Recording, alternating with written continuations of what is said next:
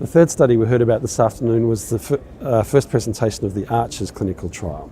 This again is in M1 hormone-sensitive prostate cancer and looking at initial use of androgen deprivation therapy with enzalutamide compared to placebo. All patients receiving androgen deprivation therapy.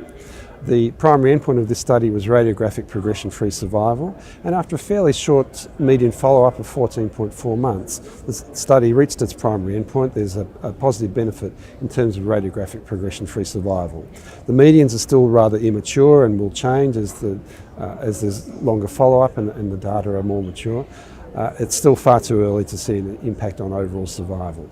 There are some important points about this particular clinical trial as well. 18% of patients on the study had received prior docetaxel with commencement of androgen deprivation therapy. It's important to note that this treatment with docetaxel needed to be completed before the patients entered study therapy on ARCHES. And so that we don't have any information from ARCHES about concurrent use of ADT, enzalutamide and docetaxel. So that's going to be the next question. I need to declare a conflict of interest here because I'm chair of ANZUP Cancer Trials Group and I'm global co-chair of the ENZAMET study, which is a very similar design. ENZAMET will shortly be undergoing its first interim analysis, and the differences here is this is an investigator-initiated trial run by ANZUP.